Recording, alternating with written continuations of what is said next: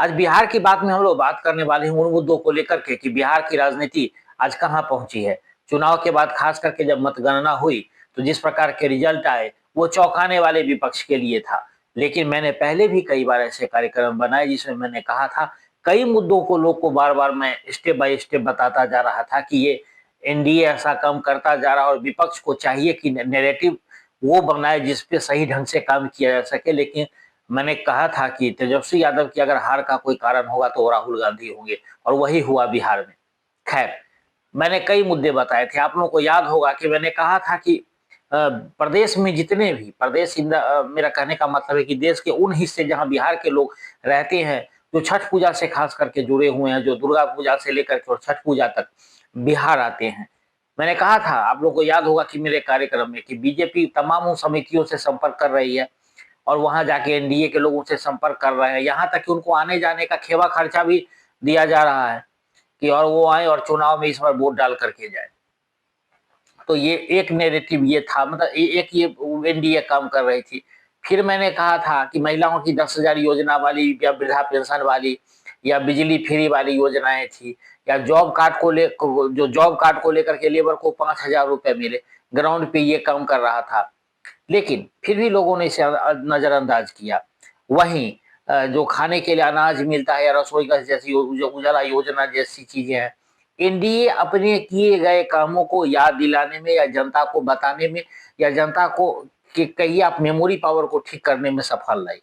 वहीं महागठबंधन के विषय में भी उन्होंने उनके मेमोरी का पूरा रिवाइज कर दिया। जंगल राज का मुद्दा मैंने उठाया था कि इस बार के चुनाव में जंगल राज का मुद्दा रहेगा। मैंने कट्टा जैसे कार्यक्रम, जो गाने अश्लील गाने से लेकर के जो थ्रेटफुल गाने थे जिसमें धमकी था, सवर्णों को लेकर के, अन्य अदर कास्ट को लेकर के, जिस प्रकार से आरजेडी के लोग बना रहे थे, इन तमाम चीजों को आप देखेंगे, इस पर अगर आप सोचेंगे, विश्लेषण करेंगे तो इन सब चीजों से समाज में परेशानी थी, उसका भी उसको एनडीए को फायदा मिला। वहीं महागठबंधन में वोट चोर गद्दी छोड़, या कहीं ना कहीं राहुल गांधी के लिए बैकफायर कर गया। राहुल गांधी को, जैसे मैंने कहा था कि तेजस्वी यादव जो पहले से अपना नैरेटिव सेट कर रहे थे, या उसको कहिए बेसिक मुद्दा भी था बिहार में रोजगार वाली बात जो है, प्रशांत किशोर भी आए, कमाई, उसके बाद पलायन वाली बात को लेकर के, या दवाई कमाई की बात को लेकर के, शिक्षा की बात को लेकर के। लेकिन तेजस्वी यादव एसआईआर के मुद्दे पर भी बहुत ज्यादा एग्रेसिव नहीं थे। उन्होंने कहा था कि हम पूरे बिहार घूमेंगे और लोगों को जागरूक करेंगे और कहेंगे कि अगर आपके साथ कुछ भी गलत होता है तो हम आपकी आवाज के साथ हैं। लेकिन राहुल गांधी के पास कोई उस समय मुद्दा नहीं था बिहार में। एकाएक उन्होंने तेजस्वी यादव के मुद्दे को लपका और वोट चोर गद्दी छोर का नारा लेकर के बुलंद करते हुए बिहार में 15 दिनों तक सैर सपाटा मौज मस्ती उन्होंने की। और जो रैलियां निकाली वो तो आप सब देख ही रहे हैं, बाइक को लेकर के किस प्रकार से कंट्रोवर्सी हुआ कि जहां जिसके बाइक मिले उनके लोगों ने जबरन उठा लिया। तो ये कहीं ना कहीं एक जंगल राज की शुरुआत की बात लोगों को लगा कि वोट चोर गद्दी छोर यात्रा में ये स्थिति, इनकी सरकार आ जाएगी तो क्या होगी। अश्लील गाने थे, कट्टा सटा के घर बार से उठाए ले, ये सब बिहार की भाषा में जो सब गाना था कि तेजू भैया जब आएंगे तो ऐसा होगा, तो आप समझ रहे हैं कि किस प्रकार के थ्रेटफुल गाने थे, जो लोगों को लगा कि कहीं ना कहीं कि घर से निकलना मुश्किल हो जाएगा। ये तो घर पर बैठे बैठे उठाने की बात कर रहे हैं, तो बाहर निकलेंगे तो क्या होगा। ये तमाम चीजें एनडीए बाहर में बताना शुरू की। उसके अलावा जो तेजस्वी यादव का 2020 का मुद्दा याद कीजिए कि उसमें कितना क्लोज फाइट हुआ था। कोई भी सर्वे जो है वो एनडीए को बढ़त भी नहीं दिखाया था, उनकी सरकार बनती भी नहीं दिखाई दी थी और महागठबंधन की सरकार बन रही थी। लेकिन उलटफेर होते होते 125 की संख्या पहुंचते पहुंचते एनडीए की सरकार बन गई। अब आप देखिए कि राहुल गांधी एक पार्ट टाइमर वो पॉलिटिशियन है, कांग्रेस के लिए लायबिलिटी बने हुए हैं और वो इस बार गठबंधन के लिए भी लायबिलिटी बन गए। राहुल गांधी का आना यानी चुनाव गारंटी, हारने की पूरी गारंटी, ये बात आप समझ सकते हैं। बिहार में बना बनाया महागठबंधन का जो एक माहौल था, से 6 महीने पहले का जो माहौल था वो, और जब चुनाव हुआ तो उस माहौल में जमीन आसमान का अंतर हुआ। और लगभग 6 महीने से, मतलब 4-5 महीने से तो हम लोग आपस में बात कर ही रहे थे कि कितना जो भी अपडेट हो रहा था वो मैं दे रहा था। लेकिन जो आरजेडी के समर्थक थे, जो कांग्रेस के समर्थक थे, उनको खराब लग रही थी ये बातें। उनको लग रहा था कि नहीं, हमारे खिलाफ बोला जा रहा है।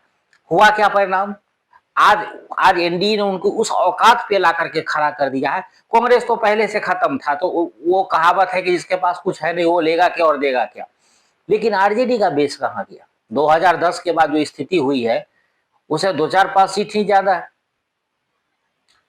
और 2010 में जब खत्म हुए थे तो 15 में मोदी और ये नीतीश की आपस के बीच की खटास के कारण फिर से नीतीश कुमार ने 2015 में जीवन दान दिया था आरजेडी को।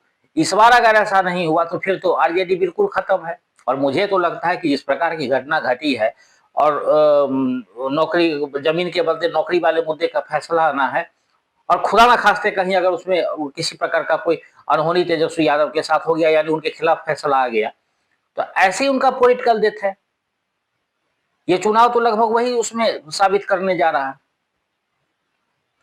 तो दो भाइयों के बीच की लड़ाई इस प्रकार से तेज प्रताप को घर से बाहर का रास्ता दिखा गया। और ये सब जिस जयचंद की बात तेज प्रताप करते हैं वो जयचंद कोई और नहीं, संजय यादव है, जो हरियाणा से जिस प्रकार से आकर के और बिहार के चुनाव को प्रभावित ही नहीं कर रहे थे, उनके परिवार को भी प्रभावित कर रहे थे, और तेजस्वी आंख मूंद करके उनको अमित शाह वाली भूमिका में देख रहे थे। तो हर कोई अमित शाह नहीं हो सकता।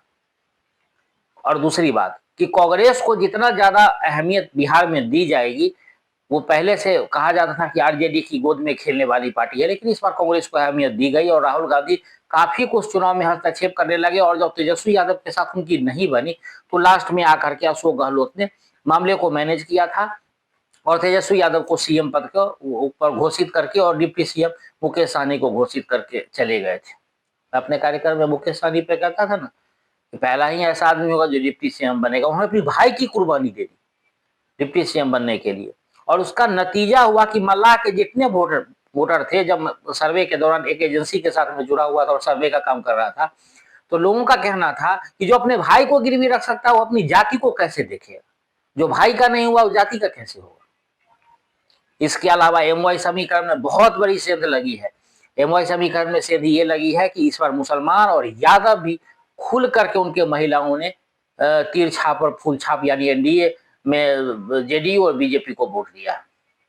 तो सब कुछ इस बार ध्वस्त रहा और ये तमाम योजनाएं जो एनडीए की थी वो सफल रही और कहीं ना कहीं महागठबंधन पूरी तरह से लड़खड़ाती ही नहीं बिखरती हुई दिखाई दी।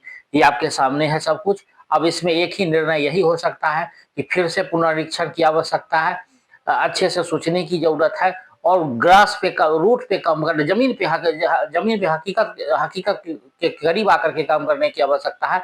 और जिस प्रकार के भ्रम या अहंकार में आरजेडी रहती है या कुछ लोग उनके पार्टी के ऐसे हैं जो इस प्रकार की गतिविधि करते हैं, उनको कहीं ना कहीं से उनको अलग साइडलाइन का रास्ता दिखाना पड़ेगा और सौम्य होकर के विनम्र होकर के राजनीति करनी पड़ेगी।